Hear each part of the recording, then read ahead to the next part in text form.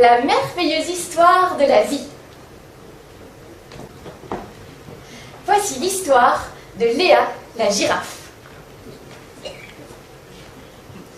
Il était une fois, dans le nord de l'Italie, un zoo qui abritait tellement d'animaux que se plaignaient même les plus petits du manque de place derrière les barreaux. Mais Léa, la girafe du zoo, était si sage et si gentille que le gardien de son enclos, un matin, lui ouvrit les grilles. Et trotte-trotte la girafe. Et claque-claque ses sabots.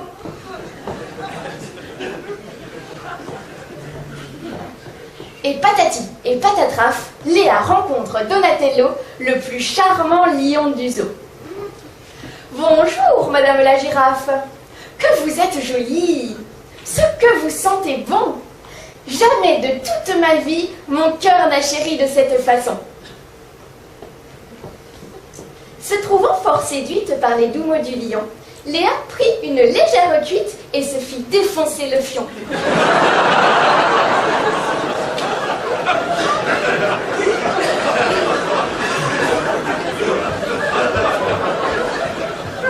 Car les princesses, attendries par les charmantes bafouilles, souvent n'attendent pas minuit pour se faire farcir la citrouille. Et tronche le lion. Et claque ses bonbons. Et patati et patatraf, le lion jette la girafe après lui avoir giclé sur le front.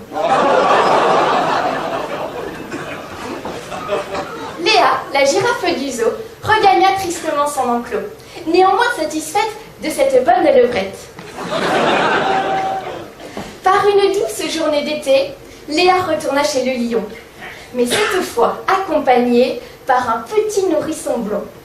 « Bonjour, monsieur le lion, que vous êtes joli, quelle belle crinière. Voudriez-vous fonder une famille ou me verser une pension alimentaire ?» Mais le lion rompit la conversation. « Je n'ai que faire d'un petit girafon !»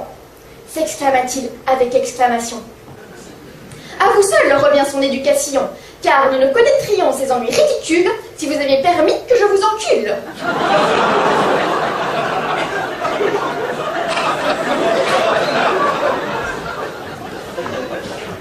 Par ces mots, Léa se trouva fort contrariée. Non pas qu'elle était contre le coït anal, mais ses amis toujours lui avaient conté que cela faisait très mal. Outragée, la girafe Léa du lion prend congé. Mais tandis qu'elle gambade dans les fougères, patatras, Léa trébuche contre une grosse bosse. Elle glisse, vacille, tombe vers l'arrière et paf!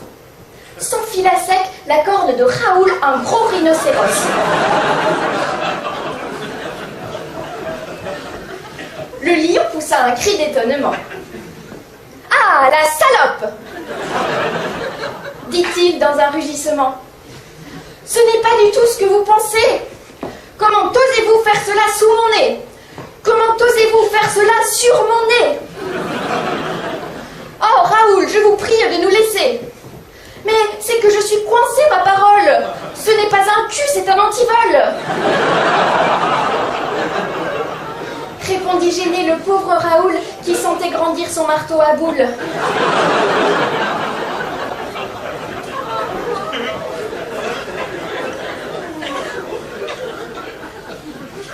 Dans les jours qui suivirent l'incident, le zoo entier adopta cette pratique peu coutumière, et les naissances allant décroissant, de grands espaces dans les enclos se libérèrent.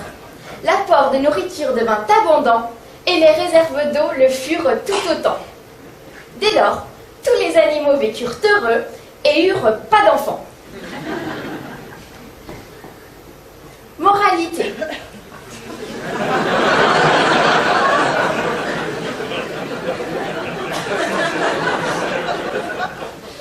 Il est fâcheux de vouloir procréer à l'excès. Sur la terre, les réserves nous sont comptées. Alors, pour le bien de l'humanité, allez tous vous faire enculer.